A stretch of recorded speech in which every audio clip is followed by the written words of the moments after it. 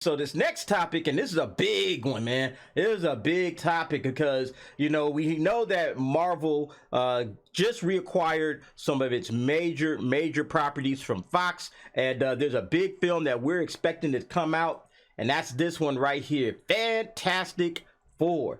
And we got a little news this week that's might have some fans a little nervous. It says here Spider-Man director Jon Watts exits Marvel's Fantastic Four. So he's no longer going to be the director of this film. And the question is why, right? The question you want to ask is, wait, this guy's done very well. Marvel's obviously happy with him. They gave him, the keys to one of their biggest franchises. And so why is this guy bowing out? So I'm going to read through this real quick. It states right here, the exclusive, this is on Deadline. Jon Watts has withdrawn as the director of Fantastic Four, the reinvention of the venerable Marvel comic series at Marvel Studios and Disney. Watts just directed Spider-Man No Way Home, the Sony's picture and Marvel Studios film that grossed 1.89 billion to become the sixth highest grossing film of all time. Right here it goes on to say nothing sinister here. Yeah, I don't know about that one. It says Watts just needs a break from the superhero realm after completing the Spidey trilogy with Tom Holland and Zendaya.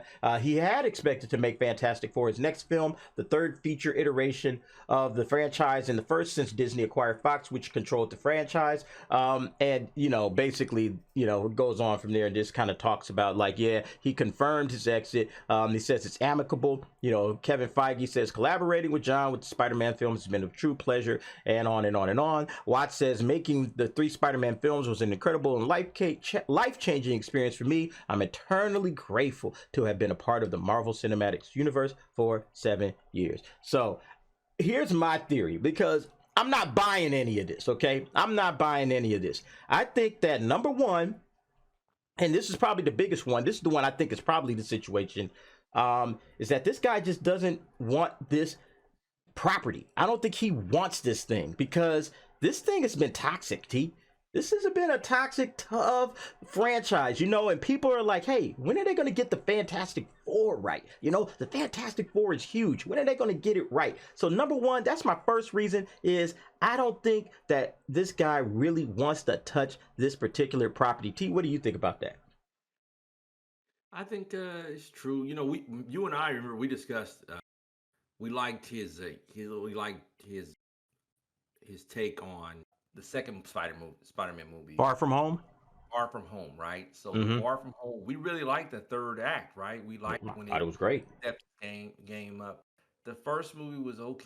Second movie was great. We're talking about the Spider-Man franchise, Yeah. and then the third movie was, it was a creative, you know, interest put in it. I think that this is an important property for Disney to handle because Disney does family. Mm-hmm. And how do I do this? That's not his realm. Like, you actually make a comic book movie one thing, but now you make a family movie. I just saw how that Jungle Cruise movie, you're not even good at doing family movies anymore. Family movies don't do well. Yeah. They don't. I mean, it They just depends on what the family movie is. And yeah, this being the Marvel's first family, yeah, you got to do this one right. tell me which one of Disney properties family movies did well. Race to Witch Mountain?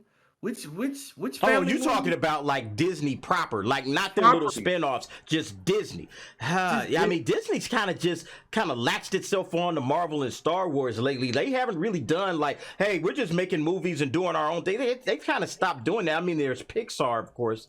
I think Pixar has, been doing all right, but as far as like just Disney, and nah. this is important to their brand. This is important to their brand. And I think what they've been doing is building us up with Hawkeye and Mm-hmm. you know iterations. You can kind of say WandaVision too. I think this Fantastic Four genre of things. He just, man, it's stressful when you don't get to do the vision that you envisioned, and you Yeah. having to take like, am I the director or I'm the guy playing the director? And it's just Yes. for him, he probably felt acting. I can't speak to him. I can only speculate. I think that it's just a tough property to try and engage. I got to Yeah. family fun. You know, Yeah. uh, I gotta get kids in the seats. You know what I Yep. mean? And it's not a. It doesn't look like a family. That's not traditional about what you think today. You don't have Family Ties on TV. You don't have Family Matters. You don't have Growing Pains. You Mm-hmm. don't have George Yeah. Lopez. You don't have any of these family shows that really have a great take. ABC does things with what you had Modern Family that ran for years, but now it's different, man. It's just a different combination. And how do I sell that globally?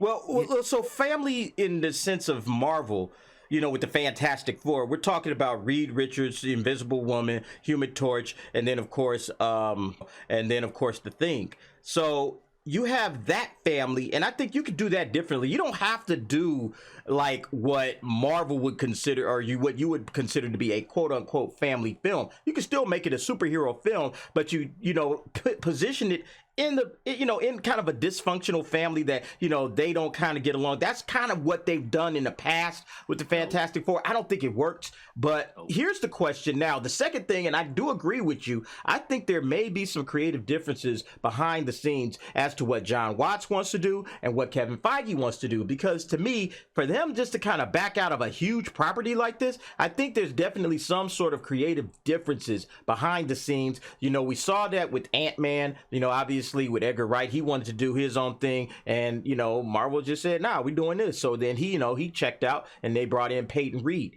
What do you think about that? Do you think there may be some creative differences in this situation? I think so. You bring up a good point about Ant-Man. Ant-Man Mm-hmm. really got their first family film. I Yeah. think it doesn't work for what they try to do. Remember, they tried to squeeze that in Iron Man 3. Doesn't work Yeah. overall. You can't do the Fast and Furious family, Vin Diesel family. You, you can't do that. That don't You work. sort of, but if you think about it, they sort of have they've been slow playing. Guardians of the Galaxy is a family film. It You can know, be, yeah. There's a it's a that's family I think film. that's the tone that that John Watts was probably trying to go with. He's probably trying to say, hey, let's do like Guardians of the Galaxy style where they're this family, and like I said, they're kind of a dysfunctional family, but they work together. I think maybe he wanted to do something like that, and I think maybe Marvel just said, nah, that's not really the movie that we want to make in regards to the Fantastic Four. I don't Maybe think it can work. I don't think it can work, D, because it might remember, not, yeah. remember, Eternals is basically a family film. Yeah, and let's not talk about the. Let's not bring up that disaster. It's a new age. It's a new age family film, right? It's a new age family film. But I'm just trying to give examples of Hmm. exactly what you're talking about. What may have Right. been the difference with John Watts. I didn't think John Watts was a great director in what he directed. I think that, hey, Yeah. like I said in Spider-Man, that Far From Home, that was the third act The was third act the was great. Yeah, was I think the great, way it right? ended was great. Yeah. Right. How am I gonna he's not good at telling story, like build up story. They're All not. right. That's why they skipped, they didn't have to do that in Spider-Man, Spider-Man retellings. They Yeah. didn't. It just was okay, moving right along, and meanwhile, which was great because you already had an origin story Hmm. back in Hmm. 2000 with Sony originally, right? I You did agree. that Yeah. same thing with Yeah. the other the Amazing Spider-Man, which holds up to this day. It's the audience. How I think they should have done this. I think they should have went all in on the cartoon version by now and had that out, and that way you could have baked your cookies, as opposed to saying, "Hey, the cookies already baked, eat it." That's not necessarily true. A kid that was born in 2007 or 2009 would be what? 50, oh, no, he's not 15, he'd be 13 years 13. old. Yeah. 13 years old. He knows the 2014 when he was 5, but he probably didn't even watch that? Yeah. So do something to, I don't know. He left. Well, now the question becomes who should take his place, right? So that's the big question right now. They've thrown out a lot of names from the Marvel Cinematic Universe that have already directed. I know who you're going to say to give it to. You already know who I'm going to say to give it to, but here's the names that they've thrown out so far. They've already thrown out Peyton Reed, okay? Peyton Reed, who's already done the Ant-Man films 1, 2, and 3. They're saying give him the job, okay? I don't think he's the right fit. That's just me personally, okay? I've heard the Russo brothers. They saying, hey, bring the Russos back, okay? That's your pick. That's your pick. That's not my pick. That's not my pick. You might be surprised who my pick is. I think the Russos would be a good fit, though, okay? Because they're used to working with, big properties. Obviously, they did the 2 Captain America sequels. They did Avengers and Avengers Infinity War and Avengers Endgame. They know their way around the Marvel Cinematic Universe. I think they would be great. Here's my choice, okay? And a lot of people are going to laugh, but I think this would be the perfect choice for the situation. Yeah, your boy John Krasinski. Huh? Give it to him and let him play Mr. Fantastic. That's what, hey, look, that's the fans' choice anyway, okay? I think Marvel needs to go up to this guy's house with a wheelbarrow full of money and say, all right, come on, John, what do you want to do? You're the director, you're the star.